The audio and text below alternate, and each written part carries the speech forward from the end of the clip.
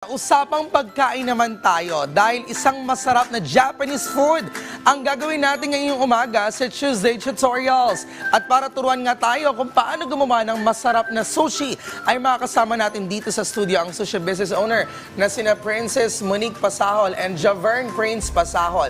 Good morning and welcome sa Rise and Shine Pilipinas. Hi, good morning. Kasama rin natin ngayon si Chef June. Hi! So I'll call you Monique and Javern. Okay, so una sa lahat, syempre, marami na ang mga Japanese restaurant and business dito sa bansa. Kaya naman, ano yung nag-inspire sa inyo para magtayo ng isang sushi business? Siguro po, bilang isang mahilig din po sa mga Japanese food, ever since po kami talaga, yun po yung gusto namin, favorite po namin. So, alam natin na medyo pricey po talaga si Japanese food. So, nag-come up kami ng medyo masa. Affordable. Ayun. And yet quality po yung Japanese. So, anong ginawa ninyo para syempre maging patok ito sa panlasa ng Pinoy? Dito po kasi sa Japanese food po talaga, ang pag-uusapan natin is yung freshness po eh. Kasi more on raw seafoods, Okay. tapos yung vegetables natin dapat is always quality. At since direct seller po kami, direct supplier po kami ng mga fresh seafoods. Okay. So you decided to put in a Yes, sushi po. business. Alright, so syempre, bilang tayo po ay nasa ating Tuesday Tutorials, ano ba yung mga pangunahing sangkap o ingredients ang kailangan natin for our sushi na gagawin today?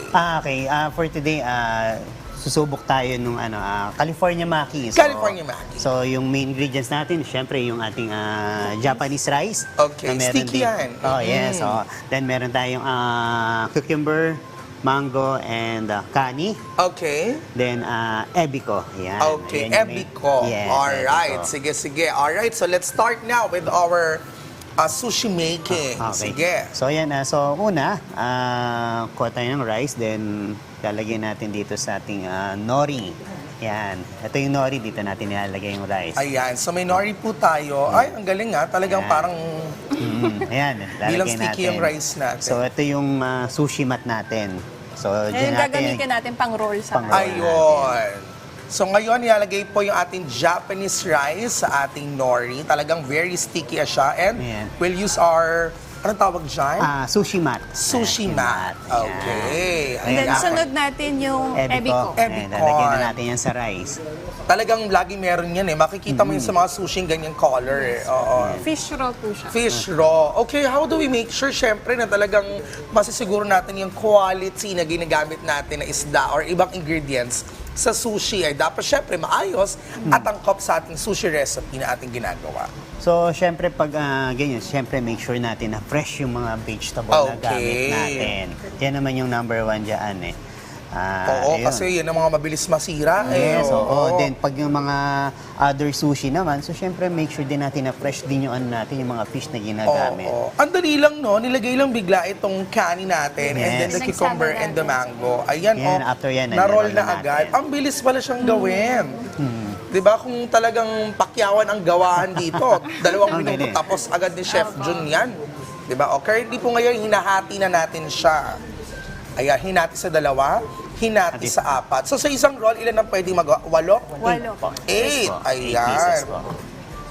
You know, I'm not Ayan. really a fan of sushi, pero this time I want to try it. Oo. Ito po yung classic po na California Maki. Okay. Grabe, nagawa agad natin ang bilis. Diba? Yan. Alright. Sige, sige. Maganda matikman natin siya gamit ang ating chopsticks. And of course, meron tayong, ano tawag sa sauce na Kikoman. yan? Ayan. Kikoman. Kikoman. Okay. Yan. Sige, let's try. Alright. Ayan. Okay. Sige. Uy! Ang sarap! Kakain ako ng sushi. Yan. Ubusin ko lang in fairness. Maganda siguro ma-invite natin mga co-host ko dito. Yes po. Para po, matikman yung yan. sushi. Ito po. Ayan. So, here goes your chopsticks. Iya kami. Ayan. Meron pa po kaming iba. At sarap, alam mo yung fairness, hindi ko natatanungin to kung mahirap ba gumawa kasi madali lang siya at ang sarap. Oo. Ito may ibang variety. May maganda nga itong pang Noche Buena rin, Yes. ano? Yes po. Saka New Year bilog po siya. Ay, correct! Pag New Year bilog. Uy, ang sarap talaga. Sige po, try niyo po. Sige Pero po, si try Prof. niyo po. hindi talaga kumakain Hindi nito. ako makain ng sushi. Pero First time ko ngayon, kumain. Kasi parang hindi sa akin pasok sa panlasa ko na may kasamang mangga. Sinubukan mo yung Tikman sauce. natin. Oo, ang sarap ng sauce, in fairness Okay. naman. Ayan. Pero ako may tanong ako dito sa sashimi. Well, anong difference niya? Kasi 'di ba sa palengke may mga nakikita tayo na anong tawag dito sa Salmon. Salmon na Salmon. binibenta. Salmon. Yes. So anong difference nun sa ginagawang pang sashimi? Actually, kumbaga sa atin, so tinuto kasi natin siya ng maayos. So tinitrim natin siya ng maayos. So kumbaga na make sure na yung quality na fish na gagamitin natin is for sashimi grade.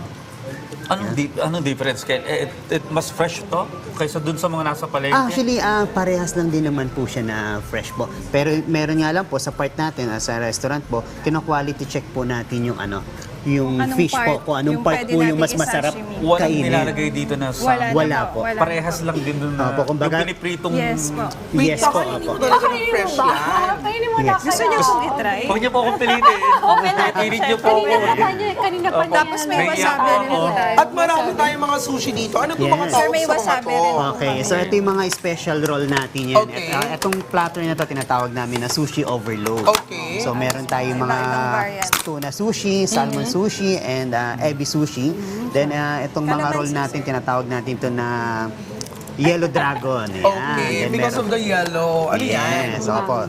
Yes po, mango din po. Tapos meron tayong mga mahilig po sa spicy. Okay. Meron tayong salmon spicy and tuna spicy.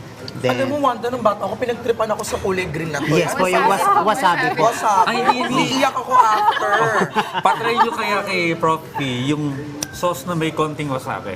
Para may... Yeah. Para Sige, Lagyan po natin ng konti. Para may At ito po yung wasabi po. Lagyan natin. Ayan. Pwede mo rin siyang ilagay dun sa mismo. Baka umiyak ulit ako, Konti lang, ha? konti Hindi ako, lang. patahanin niyo ako. Sige, yan Yan, natin. konti lang po. Konti lang Ayan, para pwede rin. ma-experience ni Prof. O, yung diba? merong konting Why wasabi. not? Japanese natin. food for breakfast. Wasabi. Medyo may anghang po na siya. May anghang. Okay lang, sanay ako sa maanghang. Ayan.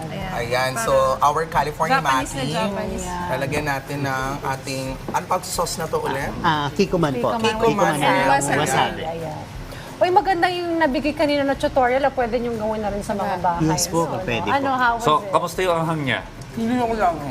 Okay. Okay, damihan pa natin. More pa. Okay, etong ang difference Mataas ang ng tolerance ko sa anghang ngayon. ang difference ng wasabi sa pangkaraniwan na sili, yung wasabi maanghang siya pero may few seconds lang eh. Mawawala Yes na po. po siya. Mawawala na rin. Walang after effect. Yes. Oh, hindi katulad ng Sili. sili na naglilinger sa dila ang panlasa mo hanggang kahit uminom ka na ng tubig. Eto, may panandalian lang Saglit eh. lang po siya. Tikman mo na, Audrey. Kumain ka na, go ahead. O, ako isa pa. Try Damihan ko natin. ito. Hindi pa, dito tayo sa sauce. Damihan natin yun. Tingnan natin yung, ito Wait yung lang, sorry, pinaka-classic. curious ako. Talagang fresh yung salmon. Kakain Yes ko po. talaga siya. Sige nga, gusto mo i-try? Gusto mo Natatakot i-try? ako eh. Hindi, Go. for experience, isang beses lang. lang. Sige na, mga time lang. Sige, Baka sige. magustuhan niyo Oo po. nga. Pag ako hindi natuwa, pasensya na ha. Pero sige, try natin. Okay. Yung konti lang yung ano. Baka maligdag ah. Gusto niyo, sir. Ayan. Nagugustuhan. Ano, kakainin ko rin ng buo to? Yes po. Alatang mata ako eh, no? Baka maliglag ah.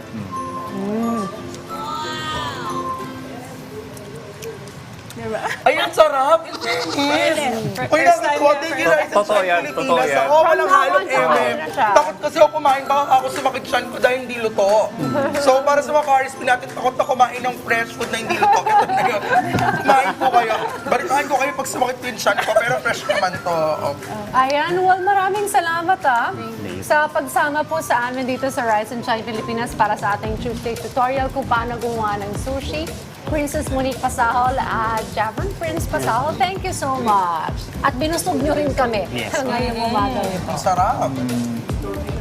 Ay, happy 46th wedding anniversary, Mr. Oscar Heneta and Miss Alice Heneta. Kao ka, happy anniversary. Ayan. Diyan na po nagtatapos ang 2 oras nating kwentuhan at balitaan. Abangan niyo po ulit bukas ang iba pa naming hatid na impormasyon para sa inyo. Para kaya po matapos. Oh, meron pa ba kayong gustong batiin? Oo, social media. Ayun, siyempre, invite Bisitahin namin. niyo po yung branches po namin sa Araneta, sa Eton Centris, And Sa Taguig, Don Tonyo po. Antonio. Then, At saka yung mga upcoming branches pa po namin namin. mag-open. Wow, congratulations. Yes, open na rin po kami for franchise At fee bukod sa po. i-follow niyo sila, huwag niyo rin po kalimutan i-like at i-follow ang aming official social media pages at Rise and Shine Pilipinas sa Facebook, YouTube, and Instagram. Habang RS Pilipinas naman sa TikTok and X. See you all tomorrow dito lang sa morning show ng Baito ang Rise and Shine Pilipinas!